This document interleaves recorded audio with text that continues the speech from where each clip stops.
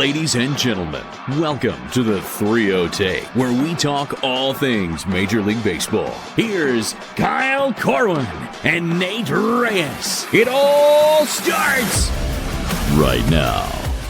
Welcome back to the 3-0 Take, presented by Chinook Seedery. This is episode 565. I'll be your host, Kyle Corwin. I'm here with my co-host, Nate Reyes. Nate. KC, how are we? Sounds like a little better than you, my friend. Just old man in it over here. Old man in it. You said you fouled up your back lifting a box. How heavy? It was like 120 pounds. Nothing crazy. It just was awkwardly shaped and it was on the ground. I mean, I don't think you should be downplaying it. I think that's probably a pretty normal result. Yeah. I bet you 7, 8, 9 out of 10 people probably tweaking their back trying to lift that. Well, I mean, what's weird is that I did it I think I lifted it a week and a half ago.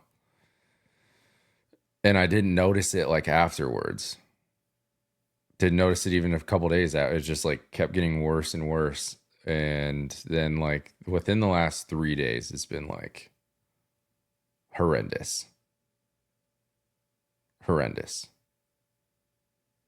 It's fun. It's good stuff. So if you see me sitting weird in my chair, we'll try to on keep YouTube, please don't judge. Yeah, no, not at all. Well, I'll do my best to keep us moving here. It just looks painful. I got the shooting pains down the leg and into the shin. I don't even understand how you're sweet. Your position right now. It's kind of strange, but dude, I was telling Paige, I was standing there. I was about to shower last night because I got in the hot tub, and so I was gonna shower before bed. Subtle flex. And I'm standing there in the mirror, and I'm in my mind, if I close my eyes, I'm standing straight, but I look at and it's this, I'm curved. My belly button is not in the center of my chin and my nose and where your belt buckle would be. All of that should be centered. It's not. Everything's twisted. It's terrible. You've got forward facing scoliosis essentially. But not not leaning this way. It's sideways. It's right. Crazy. Yeah. It's forward. Yeah. Off to the side. Yeah. It's not good. Sounds pretty painful. Speaking of pain, let's right off the top here. Let's talk about this Framber Valdez situation. We'll call it. Put it lightly. Actually, no. Let's just call it what it is. Call a spade a spade. Call a spade a spade. This was a garbage move. This was a Bush League move. And I'll be honest with you, I didn't find out, or I'll say I didn't realize that Framber Valdez was the hothead that he is until I started learning more about this little incident. Yeah, we got Astros fans in the comments being this is nothing new. It's I was a little surprised. I didn't. Apparently, was not familiar. Yeah, apparently there's people close to the organization that have kind of echoed the same sentiment. I'm is it that bad? I mean, I could understand, just having watched him pitch over the last few years, okay, the guy's got a little bit of an edge to him. But I just thought that was nothing more than, something that fueled his competitiveness. Yeah. But clearly it goes a little too far at times. This was crazy.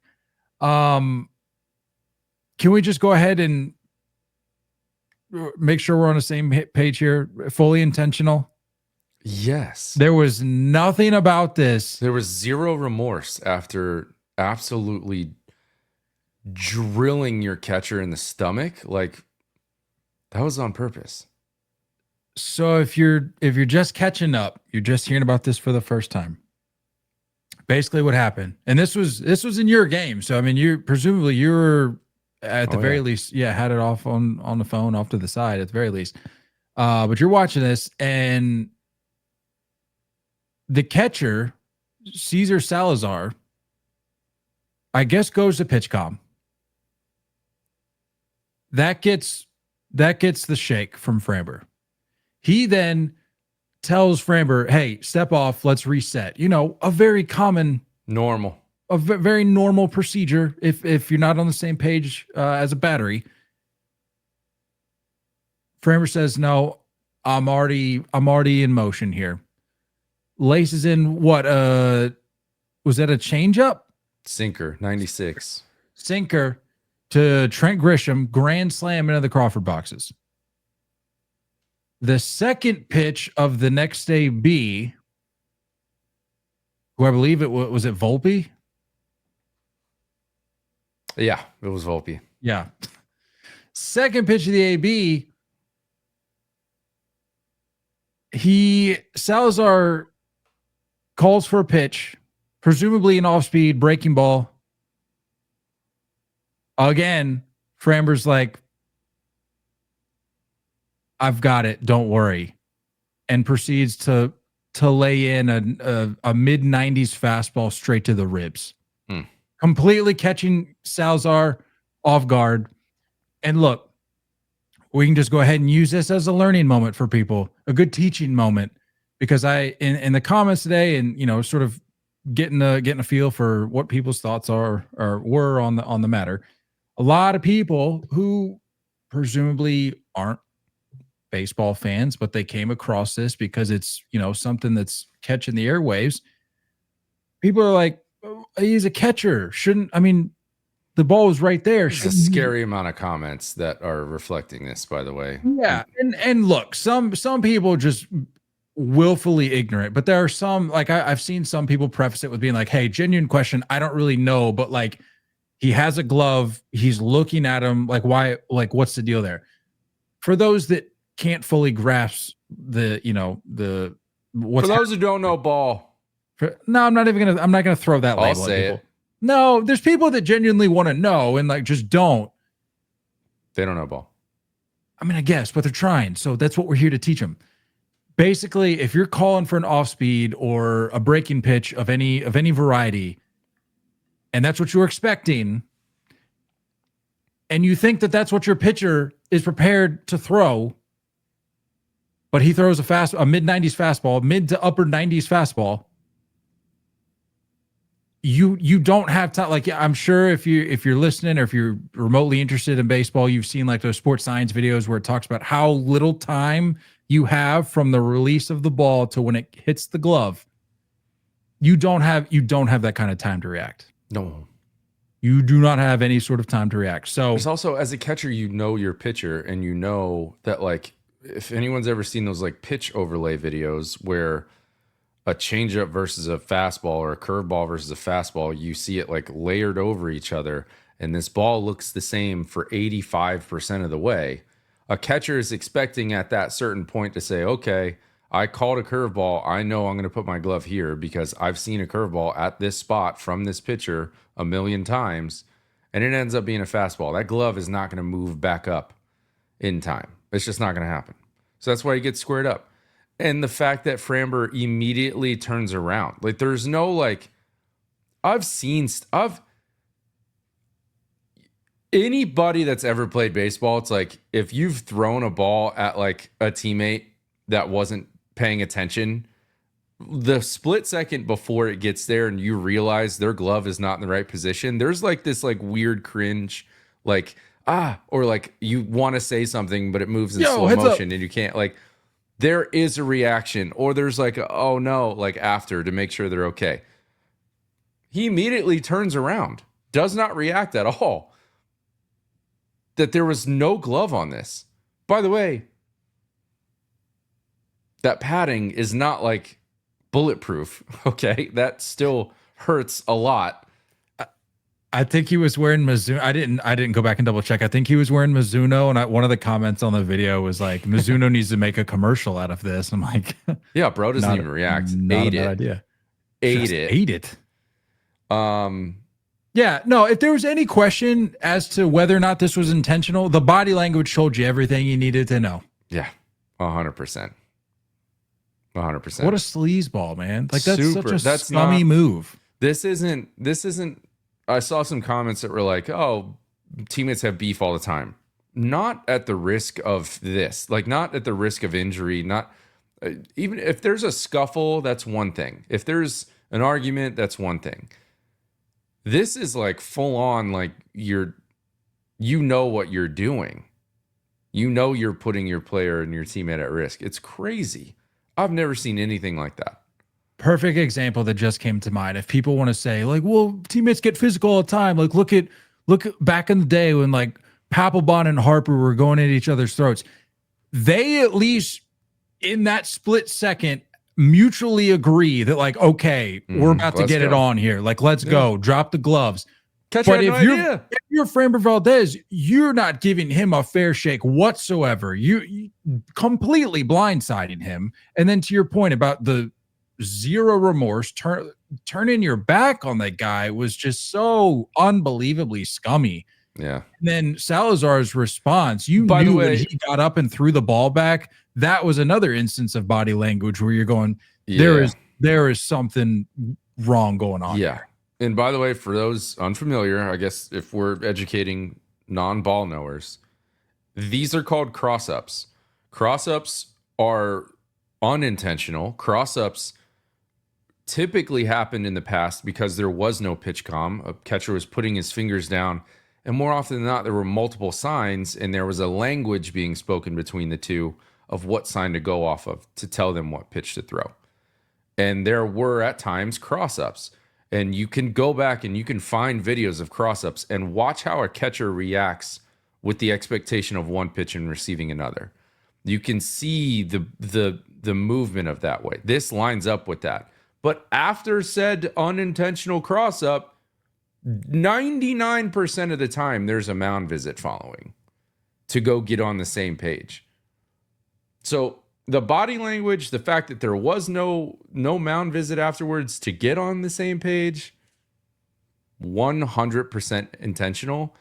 And I got to give mad props to this catcher for not saying something in post-game interviews and for not actually just throwing hands with him right then and there, or at least in the dugout after the inning. He covered for him. It's not that he didn't say, he wasn't just like, hey, no comment. I'm not talking to the media tonight. He actively covered for Framber, which says more about Salazar, I think, in this situation than Framber. Like if you're gonna cover for a guy, that tells me that you're a pretty good teammate. Like if you're gonna take that from, and I don't mean that in like a you're rolling over kind of way, but I'm saying if you are physically, literally going to take that, and then after the game be like, yeah, I mean, he said something to the effect of like, well, yeah, there was a lot of Yankees fans in here, and it just made it tough to hear, and I may have hit the wrong button. No, dude, you did exactly what you're supposed to. Humble.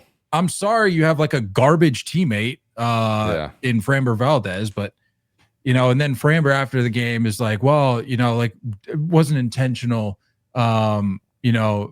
just to mix up. I take full response. No, shut up, dude. No, you don't. Yeah, like.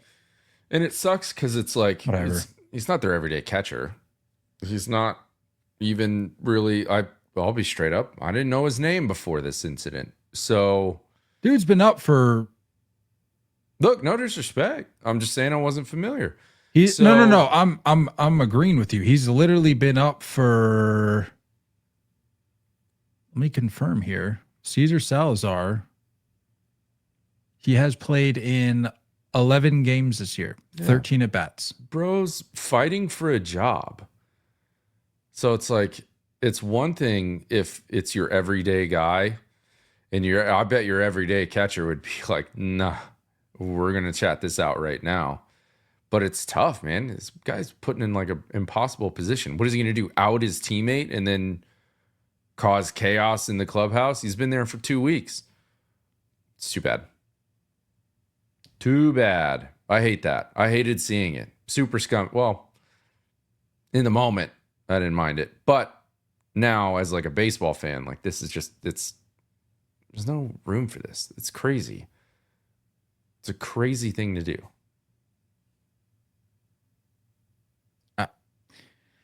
I'm not in a major league front office. I think that goes without saying. But how this wasn't addressed by the Astros. And look, even I'm going to look past the whole, like, well, what do you expect from a terrible organization like the Astros. I'm simply just not involving the cheating scandal in this. I'm saying through the lens of looking at a baseball organization for what they are, how the Astros didn't, like,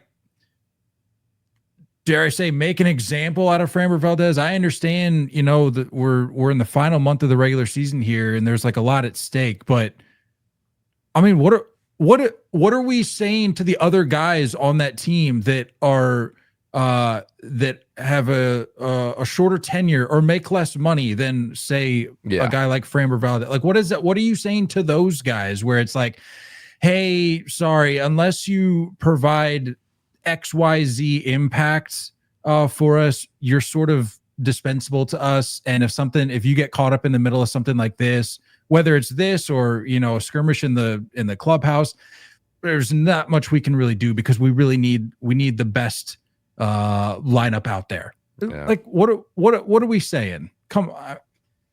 And I know there's some brilliant baseball minds down there in Houston, ex-players and the like. If you've been around this game, all it took was watching that once. Yeah. And you know what happened. Yeah, and especially the amount of steam it's caught on social media. I mean, these questions are going to continue to pour in until someone just comes out and says something. But I don't know. Winning cures all. So if they go out and win tonight, maybe it goes away. I don't know. I got to think that this turned a lot of guys in that clubhouse off to Framber Valdez, like, for good, because like we said, it sounds like that this has been an ongoing thing. Yeah.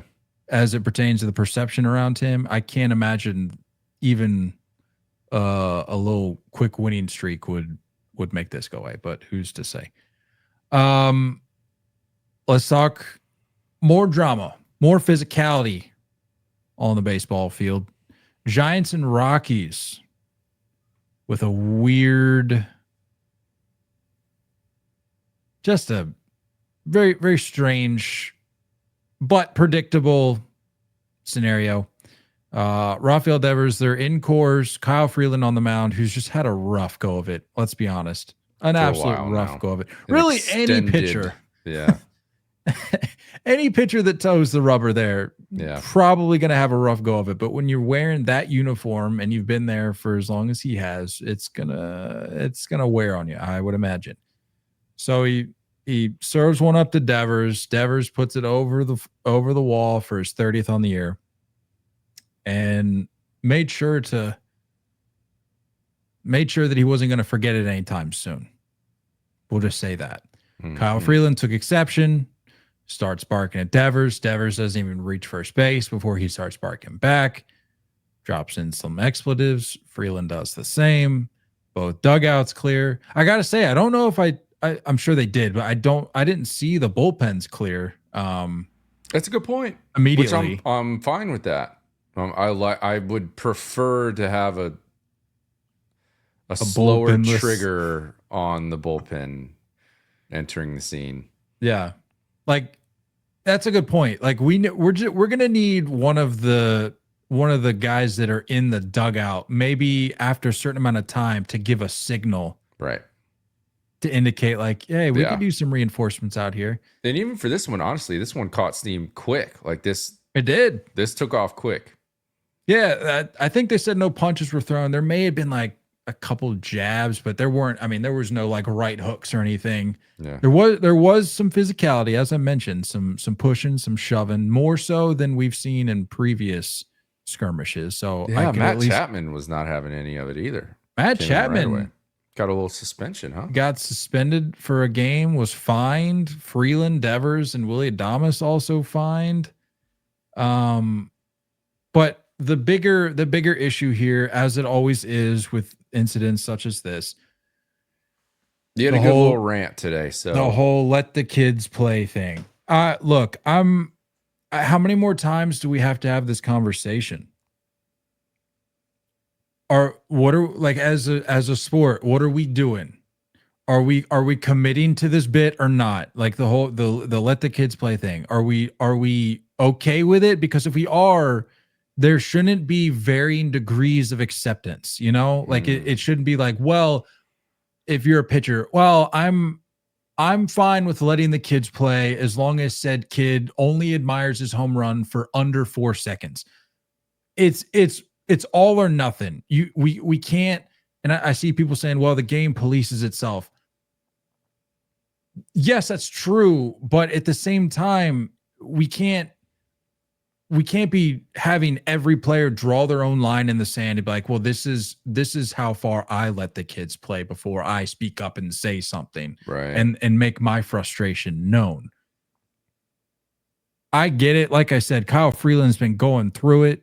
I can't imagine you're looking forward to lacing them up each and every day if you play for the Rockies, and especially if you have to pitch for the Rockies. They just lost their 100th game.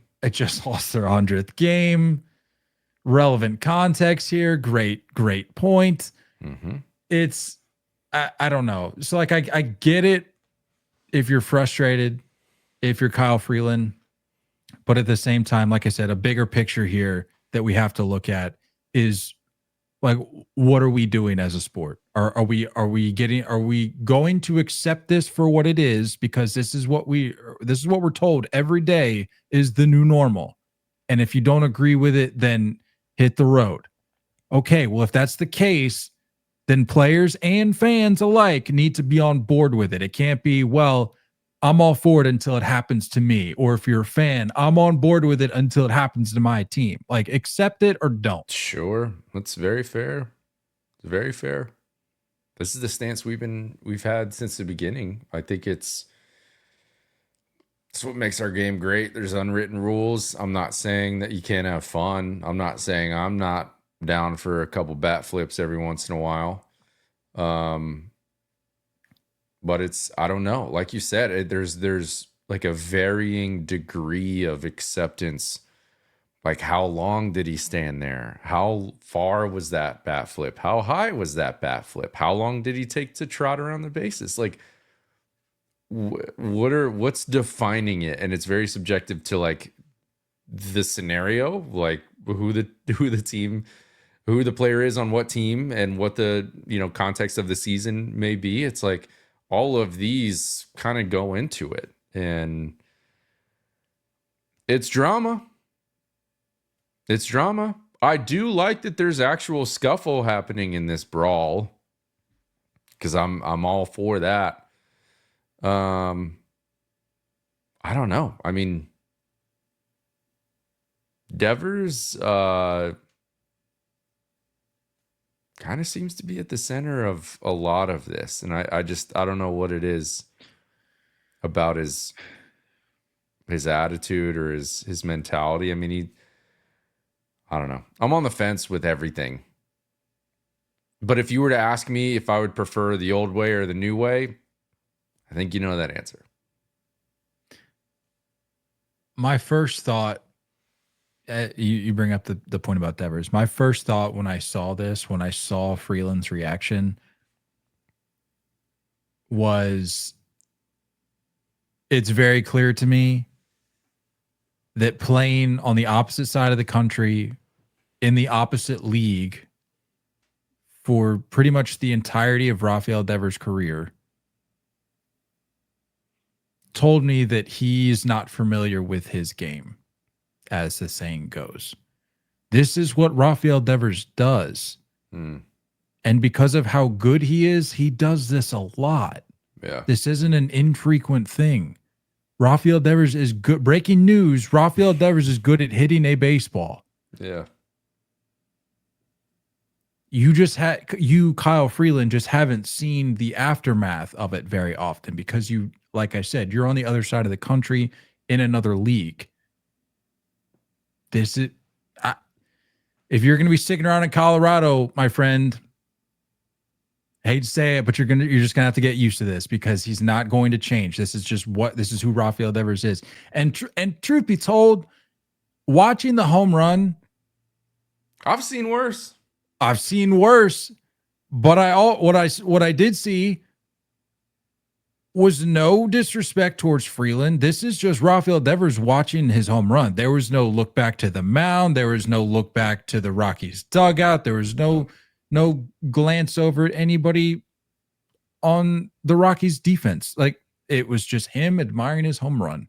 And I think the frustration just boiled over and it led to this scuffle. So I don't know. Like I said, it lends itself to discussing the bigger issue, which again, we've been talking about for years at this point, is where does the line get drawn for the let the kids play movement? And unfortunately, based on this, I don't think we've landed on a solution for that yet. It's never going to go anywhere. Crazy. As promised, I want to say it was last episode, I said that I wanted to, now that we're in September, a little bit of a, at least out here, up until probably like 11 a.m., maybe even noon. There's a little bit of a chill in the air. Because of that, I wanted to look ahead a little bit to the postseason. It's knocking. We're knocking on the door of it. Wanted to do a little look ahead and sort of take into account who currently holds a spot. And you and I talked last episode as well.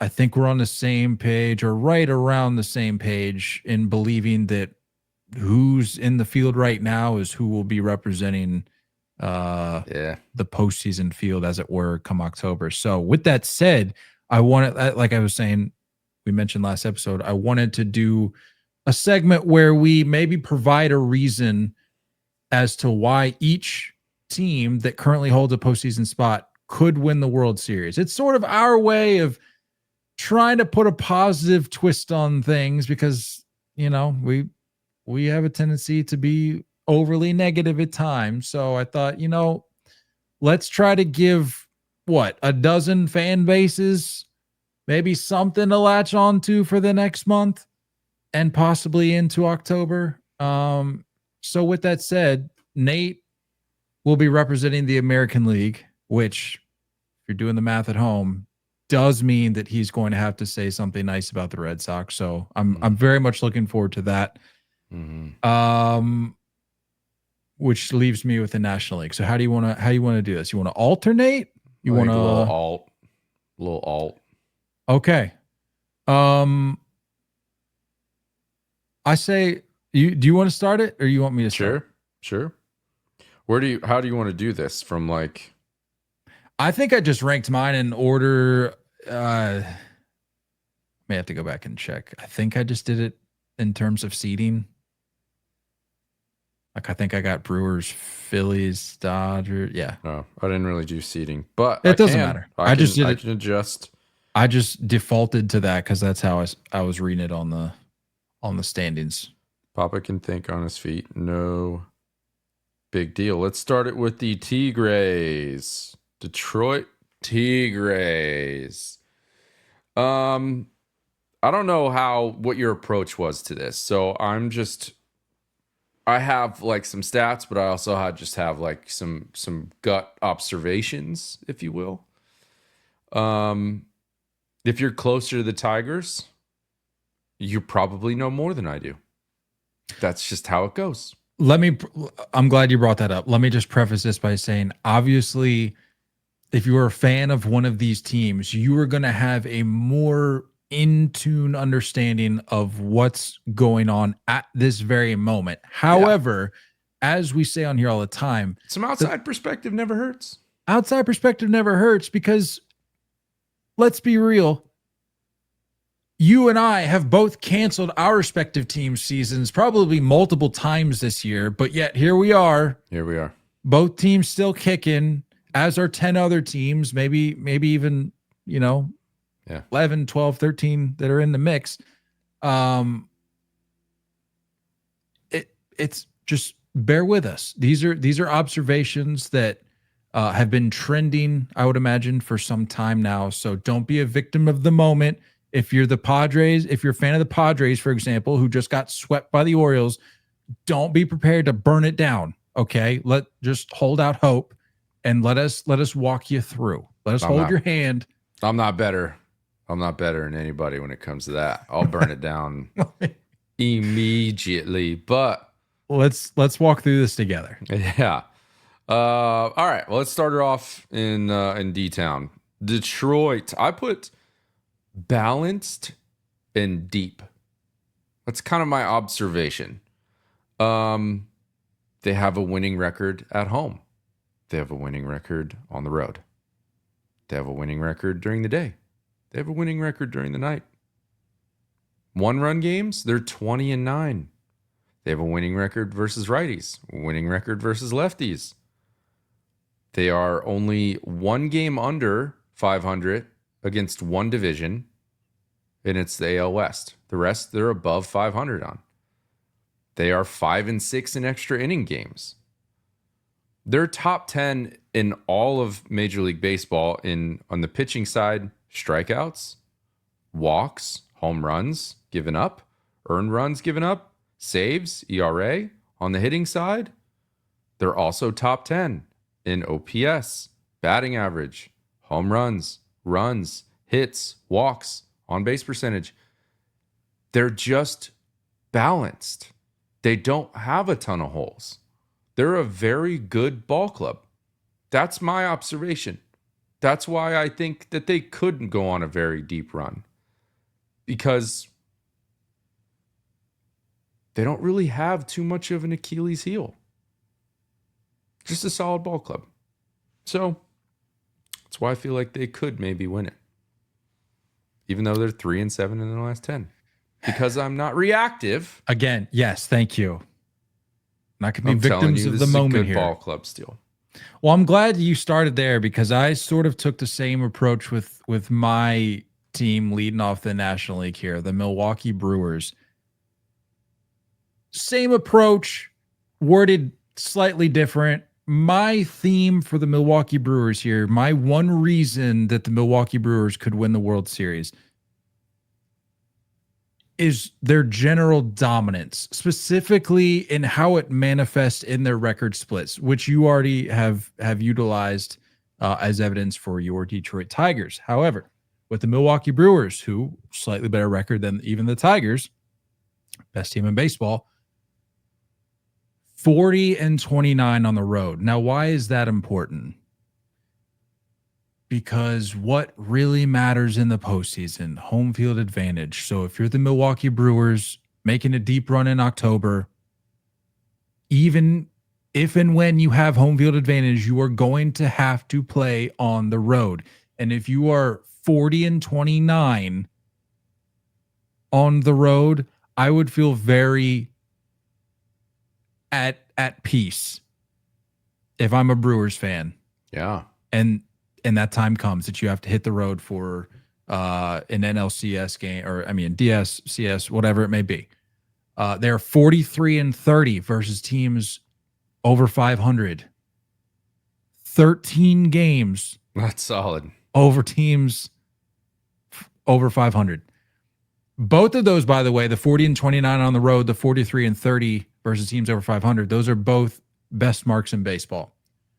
And lastly here for the Brewers, in looking at their splits, 31-19 versus current postseason teams.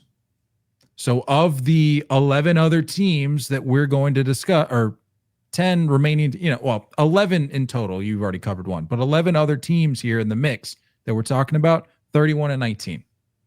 Granted, they lost. I think they lost one to the Phils and then one to the Jays coming into today. But again, not reactive, okay. Not victim of the moment. This is just the overall scope of things. So that's the Brewers. All right. Good deal. Let's head up to the Great White North. Talk about them Blue Jays. I have one word here. It's pesky. They just refuse to strike out. Tell me more. It's annoying. It's really annoying. They have the second fewest strikeouts in all of baseball. Coming into today, they had 938 strikeouts total as a team. Guess who was in first place? I was going to ask, do you have that by chance? Who is that? I'm curious. The Royals. Really? At 937. So, based on how tonight goes, the Jays could go ahead and just make this outdated already. Good to know. Slide into first place. They just don't strike out. That was something I noticed the last series that obviously I watch the Yankees a lot. The last series that they faced them in Toronto is just they don't help you out with that. And in today's game, where that's what you see majority of the time, it's just not there. And one guy that I was like, I wonder if there's like one guy that really stands out and just like everyone else is below average and hides this guy. Not really. Addison Barger is their most strikeouts on their team with 106. We're talking about normalizing at least one or two guys on every roster with finishing the season in that 180 to 200 range. No one's even close to that. No one's going to be close to that. And in my mind, I don't know why, I thought like Vladimir Guerrero Jr., like power hitter, he's got to strike out a lot. No, he doesn't. Probably going to finish below 100. Yeah, dude. He averages 93 a season. That's his average. Vladimir Guerrero Jr.? Are we talking about the same guy? Yeah, dude. Crazy. This dude's savant in strikeout rate better be. They're all just really good at putting the ball in play. It has to alive. Be off the chart, like literally off the chart, if that's the case. Pull it up again. Stats. Vladimir Guerrero Jr. currently has 83 strikeouts this year. In how many games? He has played 133 games. He averages, I overshot it. He averages 91 strikeouts a year. Just shed a little light on that. And like, I would have never guessed. Me neither. It's impressive. And I know it's not like this crazy thing where you're like, well, are they going to win the World Series because of that? Like, maybe. If it's a team that refuses to strike out and just, it's an entire team buying into that. You look at this entire team, it's nuts. Springer is at 87 strikeouts. Bo Bichette, 89.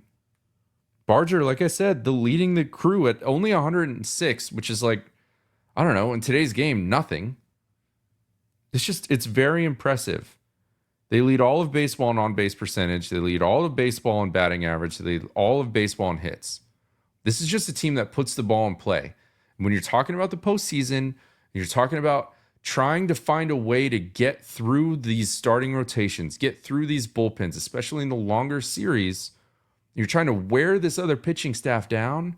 This is the recipe. This is how it's done. I'd be excited if I were a Blue Jays fan. Peskiness. I like that. Not bad. Wow. I learned some. I mean, hopefully I learned more, but right off the top here, I learned something about Vladimir Guerrero Jr. As did I. That's great. I figured that was a big hole in his game, and it is not. Most strikeouts he's ever had. 2022 was an all-star, by the way. Finished with 116. Yeah. And this isn't a guy like this isn't like he must have like missed a lot of other games elsewhere in his career. Nope. Since 2021, 161 games, 160 games, 156 games, 159 games, and this year 133 games. It's not for lack of plate appearances. Wow, I don't know why I'm so. You're so used to seeing A swings all the time, but like it's clear that he shortens up, puts the ball the other way, keeps the ball in play. I mean, it's. Again, if you're not into that and you're just a new age homer, you're just like, I love ding dongs, I love strikeouts. That's it. That's my kind of baseball. Good for you.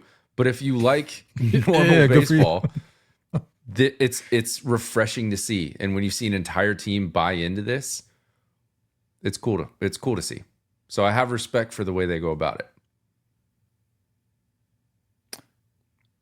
while I'm thinking of it, I had the idea earlier. I want you to, once we finish this, we need to pick a team from the other league that our minds were a little changed shift, the most on. Okay. I like that. So be thinking about that. Okay. For me, next up, the Phillies. You might have seen this one coming for me regarding or in terms of my reason, but it's simple. Home field advantage. Assuming they can hold on to the National League East, you're going to have that home field advantage. You're going to see more of what we've already seen out of the bank, and it's nothing short of electric. I believe that. We have to get up there for a game. We sure do. But what's going to be interesting about this year in particular, I think, is buzz surrounding multiple narratives. So there's going to be a certain air at Citizens Bank this fall. I do believe some of these narratives include Kyle Schwarber's MVP caliber season. Okay. Like, this isn't just like, oh, Schwarber had like a good year. He put up like 35, 40 homers. Legitimate chance here. This is a different year for Kyle Schwarber. Because, and as we've also seen, there are few players in baseball that can put a charge into a ballpark in the postseason with a home run than Also, Kyle Schwarber. In like a predictable, need it right now kind of way. Exactly. Almost more often than not, which is crazy. You're sitting there going, man, how cool would it be if this guy hits a home run? And if it's Kyle Schwarber, chances are it's probably happening. That's what we're talking about here. That's right. The continued pursuit, obviously, of our sweet young prince's first ring. There's also going to be buzz surrounding that. Yohan Duran's arrival for the Phillies. The closer entrance, all of what that entails. True. Going to be another layer to this. Very true. I think there's going to be a rallying around the absence of Zach Wheeler. I think it's going to be hey, let's go out and win one for Zach, especially given the year he's had. It's copy and paste, I feel like, for Zach Wheeler almost every year. So that's not necessarily different, but obviously not having him for this postseason run, I think there's going to be some rallying around that. Another thing, and what is my final point to this home field advantage for the Phillies? 35 come from behind wins this year in baseball. Hello. Which is sixth most in all of baseball. So it's only going to further add to the buzz, add to the home field advantage, because if you're a fan, the expectation that a win's never really out of the question only adds to their engagement, their involvement in the game that's before them. So we talk about the bank in the postseason all the time, but it's worth reiterating as we embark upon yet another postseason at the bank. Very good. Very good. Very, very good. Also, I may have a little bias here, but I mentioned this before the deadline because I don't know if anyone has kept track of this, but I like Harrison Bader. And he's a vibes guy, and I'm just letting you know, he shows up in the postseason, and there's a little electric factory going on. He's got that thing, and he's got a nice mullet going right now, like a deep, deep curly mullet going. Well, regarding vibes, the only thing that I'm missing from this Red October picture for the Phillies is I feel like there's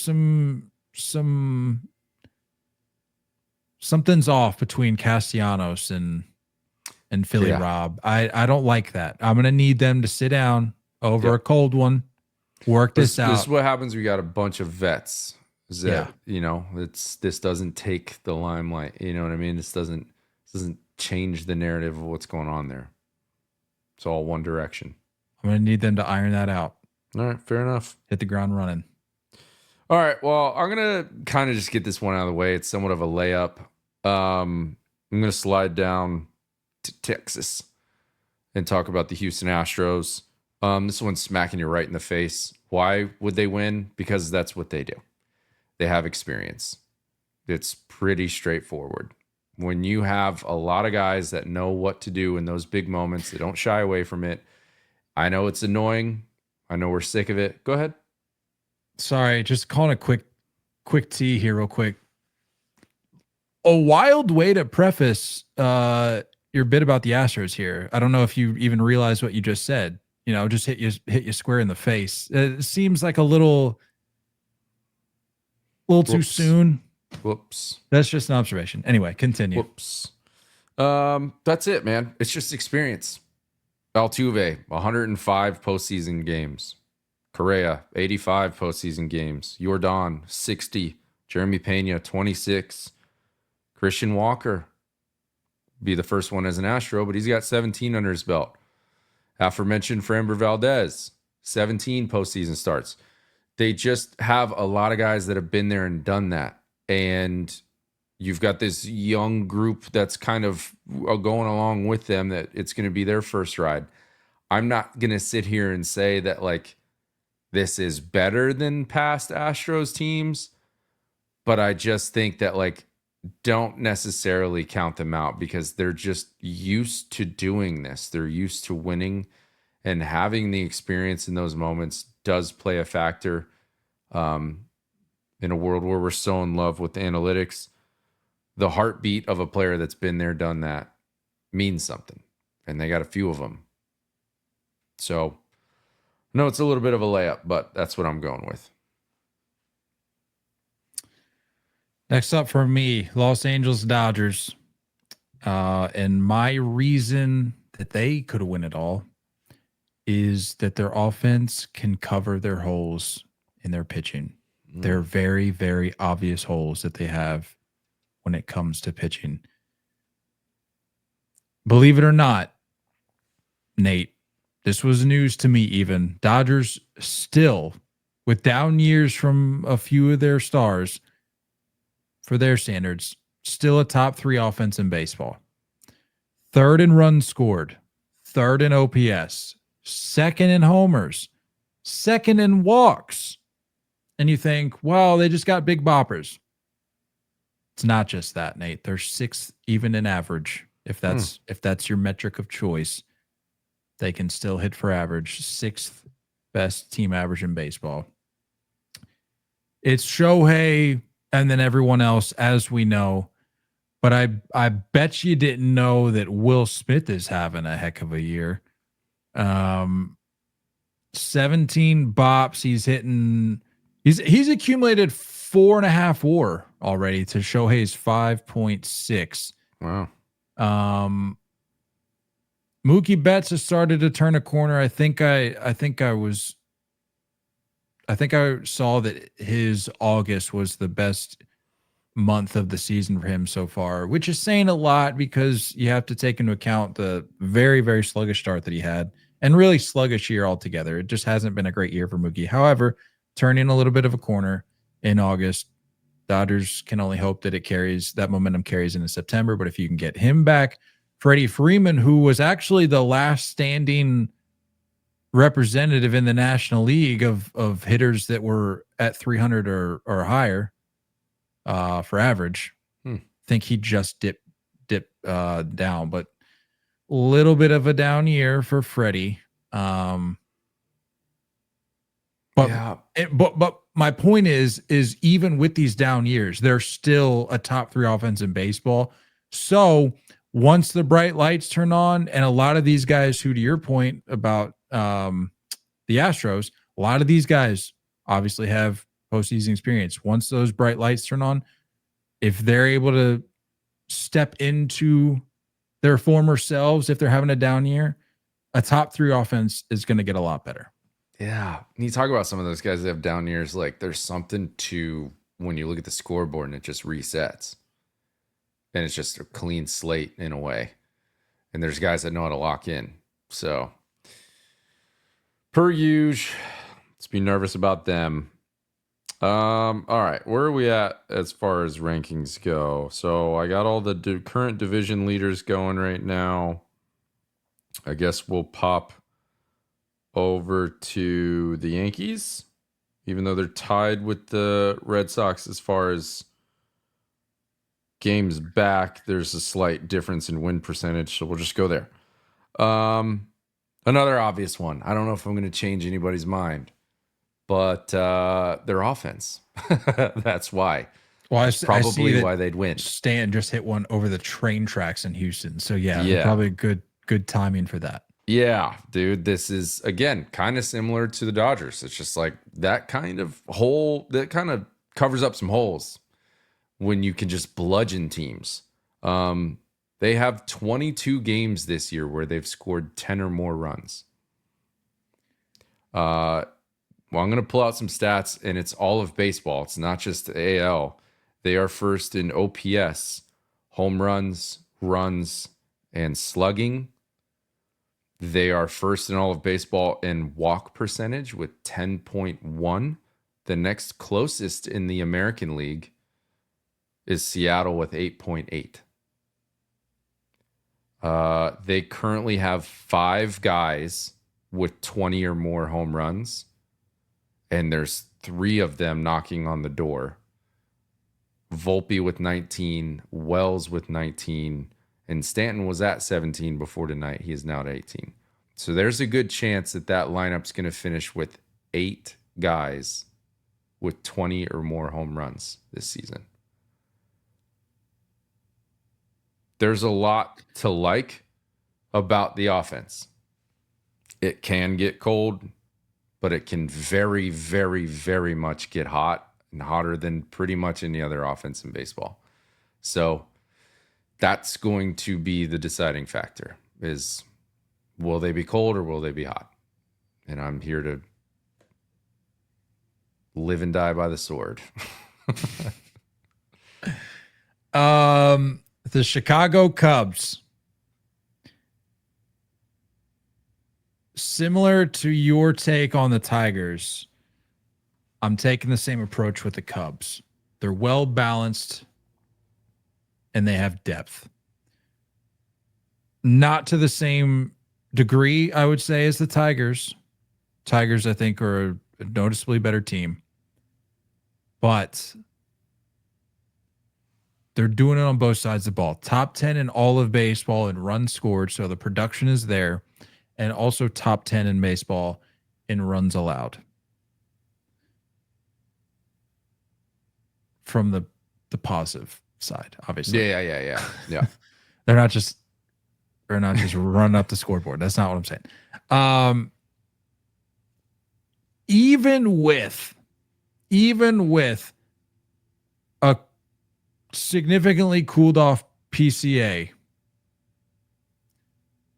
I read today that the Cubs have 5 hitters with at least 3.5 BWAR. So it's not like, well, the sky is falling. PCA has cooled off. It's not, well, Kyle Tucker has not been the guy we thought he'd be. It's not the case at all.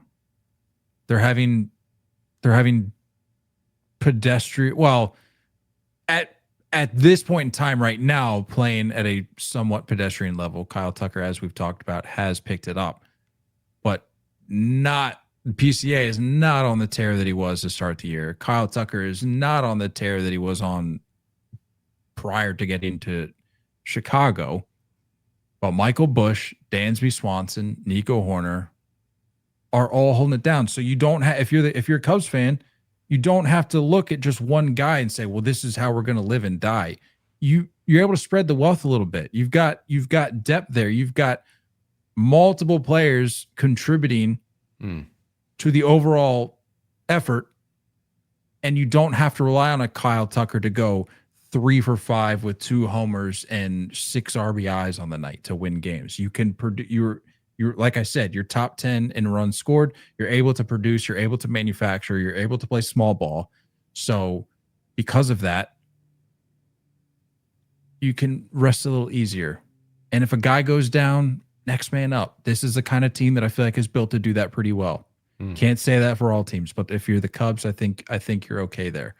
And then, pitching, you're sort of missing like the guy. but you do have depth. To me, you really want to go one of two ways. You either want to have a 1-2 punch and some guys that can pick up the slack on the back end, or you just need guys that you can rely on. You have depth in a rotation that can carry you in a longer series if you're lacking that 1-2 punch when maybe other teams only have that and nothing else. Mm-hmm. We'll see how it goes for the Cubs, but being well balanced, I think, is going to benefit them well should they make a run. I like that. All right, Guy. Now it's your time. To the Red Sox. I'm going a little bit more specific versus like a team-wide thing. I've got two guys in mind. I put the lefty lasers with Cy Young votes, specifically Aroldis Chapman and Garrett Crochet. Two names, two very important pieces when it comes to the postseason. Aroldis Chapman currently sitting at 28 saves. I was looking at numbers over his career. He's literally matching what he was doing 12, 13 years ago in Cincy. It's kind of insane. In certain categories, better. 5.5 K to walk ratio, which is tied for the best in his career. And we all know the ERA is sitting at a flat 1 right now, which is better than pretty much every other year he's had. Garrett Crochet, kind of some obvious stats here because, he's recently transitioned in his career to a starter, but career high in innings, strikeouts, and WAR. And some little nuggets here. No Red Sox Cy Young winner since 2016, which was who? Rick Porcello. Very good. And the last one to even get a Cy Young vote was Nate Eovaldi in 2021, and he finished 4th in Cy Young votes. So the reason I bring this up is because there's a good chance both guys are going to get Cy Young votes, and to have one as your ace and one as your closer to really kind of bookend the way a game can go in a postseason is pretty impressive. So pretty easy to look at those two and just be like, yeah, these are big reason why you could see that. And for a team that's, witnessed, World Series rings with guys that are willing to, you were looking at a Chris Sale not too long ago who was willing to, start games and finish games. And you're looking at, dominant closing, by Kenley Jansen back in the day. And it's just like, this is a lot of the same recipe that you've seen in the Red Sox in the past. So there you go. There's your positive stuff, jerk. Hey, much appreciated. Although I think Garrett Crochet unfortunately cost himself any actual chance at a Cy Young with his start yesterday against the Guards. Gave up 7, I think. Yeah, that's all right. Still get votes. Tough. Oh, who get votes? Scoobles. It's Scoobs, man. Unfortunately, but I'm just saying, any sliver of a chance that he had, I think is now out the window. You can't absorb a 7. No votes since 2021 is that's kind of crazy. You haven't had a pitcher earn a single vote in the Cy Young category in 4 seasons. So the fact that you're gonna have 2 this year, that's a big deal. To give you a glimpse as to the state of our pitching over the last handful of years, our opening day starter 2 years ago is now on staff with the team they're currently playing in Corey Kluber. That's kind of just to, put it into perspective what we've been dealing with. Sure. Anywho's, next up for me, San Diego Padres. Speaking of a staff, and let me just say, I know I mentioned it earlier. I don't want Padres fans freaking out. I've seen honestly, more so from Padres fans than any of these other teams, maybe outside of the Yankees. A lot of Padres fans calling to burn it down, saying, we can't hit, we can't throw. Relax, okay? You have to look at the season in its entirety Sure, how you've played recently matters, but you and I talk about this all the time. You honestly more than me, but you talk about the importance of stacking wins. Padding, hate to say it, padding stats, because there's going to be ups and downs. The Padres have obviously been dealt a handful of downs as well as ups. With that said, though, 4th best team ERA in baseball. And if you're going, okay, that's great, but that was a lot of the first half of the season. That may be true. But since the trade deadline, they have the 8th best team ERA.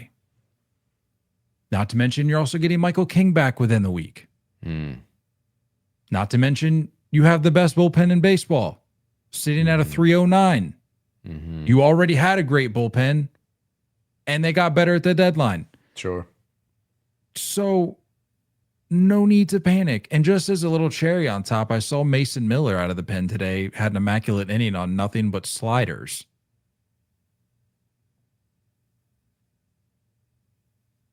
Nine sliders. All right. That sounds like a heck of a dinner, if we're being honest. It does. I could go for that. What kind of slider? Just a straight up? Would you just go straight up? Yeah, I mean, if you're trying to make 9 sliders work, I don't think you can get too carried away, When you hit me with those buffalo chicken sliders, that's nice. That's a nice touch. I already ate, so I'm chilling. I'm gonna make spaghetti after this. Not sliders, unfortunately. What do you got? I'm up. I think we got one left. Yeah, I'm gonna round her out with the Mariners. Look, this is kind of a weak take. This ain't very spicy. It's their rotation. I've mentioned it coming into the season. I'm mentioning it all the time. It's insanely deep. And maybe not one of them particularly is having like a dominant season. But when you run down the list and you're in the other dugout and you're like, I got to deal with this guy tomorrow, and then this guy the next day, and then this guy the next day, it's tough. Brian Wu, Luis Castillo, George Kirby, Logan Gilbert, all sub-4 ERAs this year, by the way. So it's not like they're having a ton of clunkers.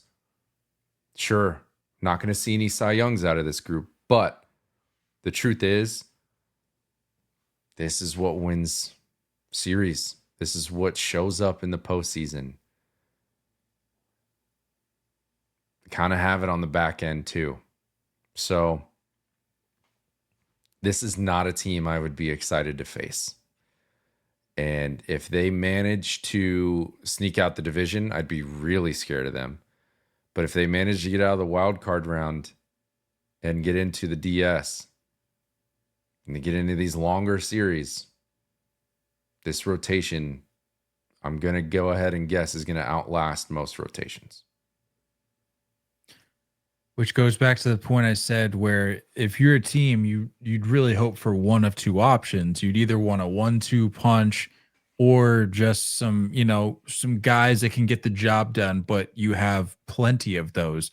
Yeah. Seems like the Mariners have the best of both worlds, where they've got the elite stuff at the front end, but it kind of just carries through the rotation. There's not too many weak spots there. So to your point, something I feel like most people are familiar with, but it doesn't change the fact how good it is and how beneficial that's going to be in October. So just not interested in facing them.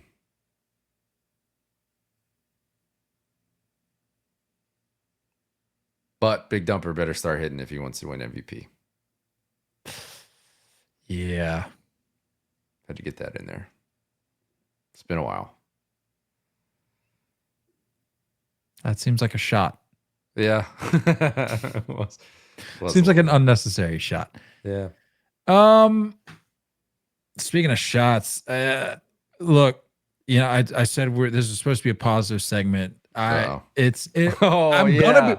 gonna be positive here. I had to look, man, and I'll be honest with you, it took me a while. You had to dig. The only real place I could arrive at was the potential boost. Well, I won't say potential, more so for one of these guys than the other, because one of them has already sort of established himself in the early going here. But for the Mets, it's the rookie arms. And Nolan McLean and Jonah Tong. Look, their I'm just going to call it like it is. The Mets rotation sucks. Yeah. Atrocious. Yeah. Hideous. Fill in whatever synonym you want. Whatever descriptor you want. It's bad. Since the All-Star break, Kodai Senga, 6.56 ERA. David Peterson, 5.02 ERA. Sean Manaea, 5.83 ERA. Their rotation sucks. And look, Nolan McLean. No. I had him in the segment later on, but let's just talk about it right now. Do it now. On the year, 4-0, 28 Ks with an ERA of 1.37 and a .76 whip. Sheesh. He's dealing. And he's doing the teams he started against, the Mariners, the Braves, the Phillies, and the Tigers. Real deal. He's dealing. According to OptaStats, the second MLB pitcher to go 4-0 with a sub 1.5 and 25 plus strikeouts over his first 4 career starts since ERA became an official in both leagues in 1913. The other was Fernando Valenzuela in 1981. Yippee-ki-yay. You're going to need that help. You're also going to need help from Jonah Tong. If Jonah Tong can prove that he is something worth carrying on a postseason rotation, which I don't think the Mets have anything to lose. They don't have many choices to go with either. I heard today that they're talking about putting Kodai Senga on a minor league assignment. So if that's what we're doing, I don't really think you got many options to work with here. So Jonah Tong very much could be a big part of this postseason run should they go on one. But had a good debut against the Marlins, went 5 innings, gave up just 6 hits, 1 earned. And if you're counting at home, it was a 15-point day in fantasy. I did pick him up for his debut just to see, what we're working with. And, I was pleasantly surprised. So going up against the Reds on Friday in his next start. So we'll get a taste of, postseason-esque caliber baseball. The Reds are knocking on the door. So we'll see what Jonah Tong can do on the road in that ballpark. I think we'll learn a lot there. But yeah, if the Mets are going to make a go at this thing, they're going to require some heavy lifting from their rookies on the bump. Very good. Very good. I was just looking. George Kirby gave up a fart start tonight.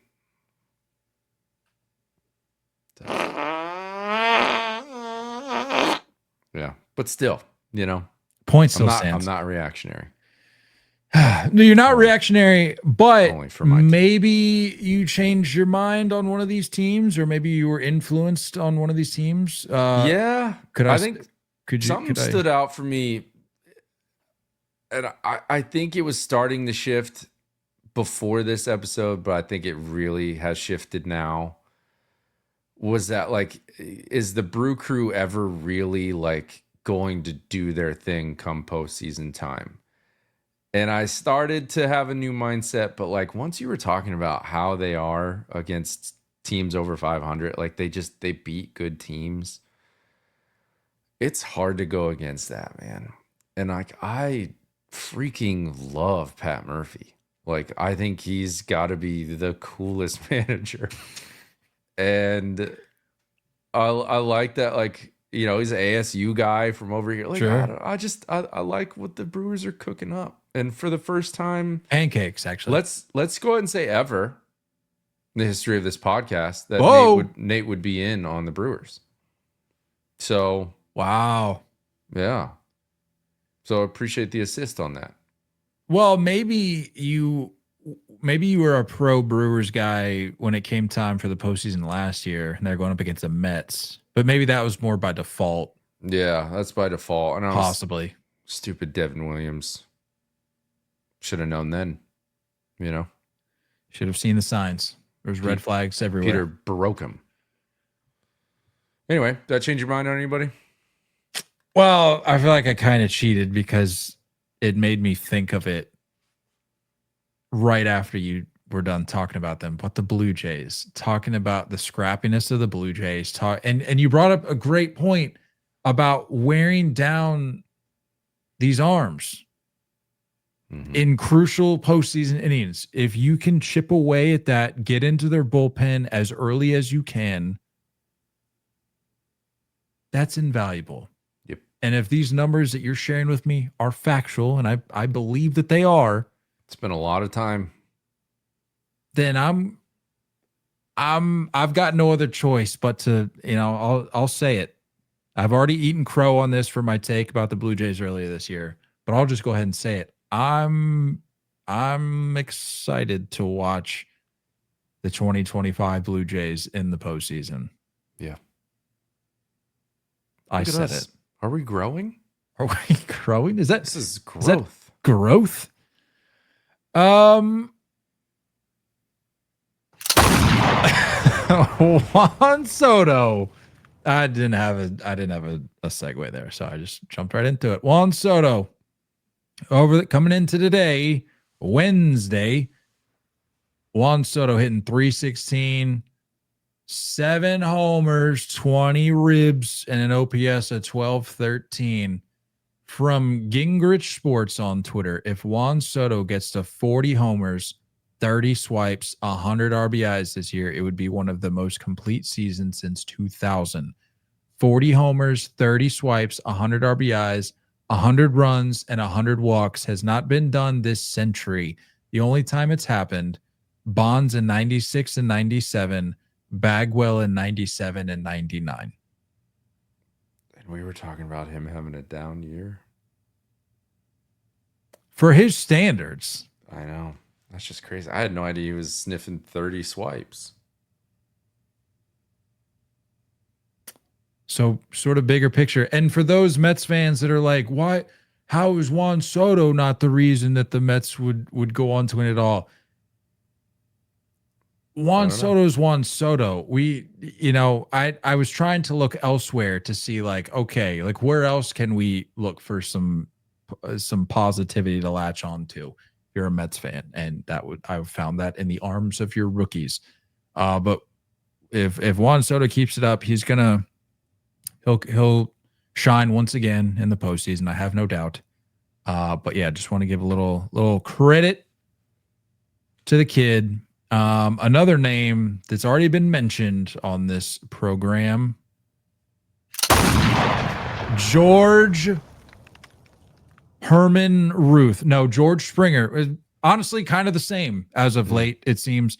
George Springer, over the last 2 weeks, hitting 412, 7 homers. He actually homered tonight before we hopped on. So throw this out the window. Let's call it 8 homers.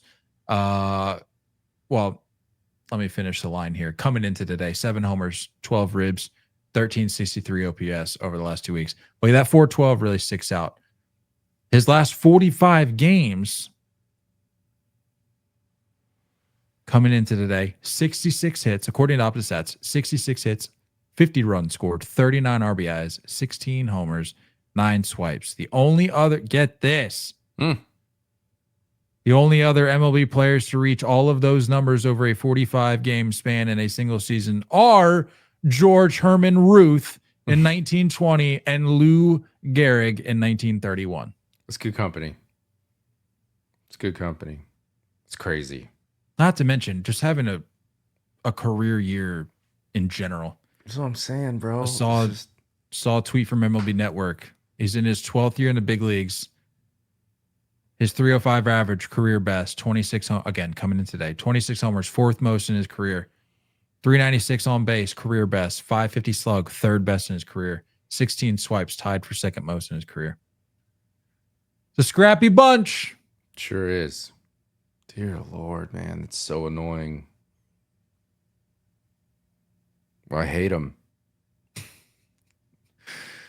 Oh, that play Rogerson is gonna be popping, dude. Yeah, it is. Gonna be popping. All right. I know you need to get horizontal. So let's wrap this thing up. You got anything else for the folks? That was good. That was fun. Way to bring the numbers, Good exercise. my friend. Thank you. Did some research.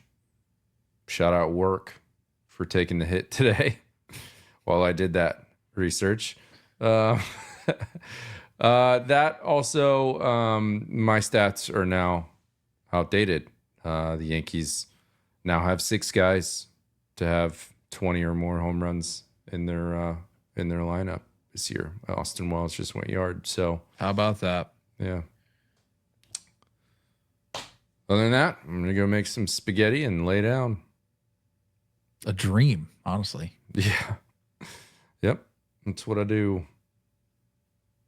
See Oh, Sunday. real quick.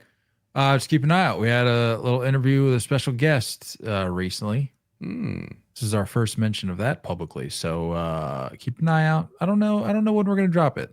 Whenever feels right. When you're thinking. I don't know. We'll see. Might just drop it from the clouds. Who knows? We'll see. Might just wake up one day and say today's the day. Clouds. But keep an eye out for that bonus pod. It's a good one. It's a good one. Definitely want to check this one out. Yeah. Don't go chasing curveballs. We love you all, and as always, looking forward to talking more baseball with you guys soon. Until next time, stay filthy.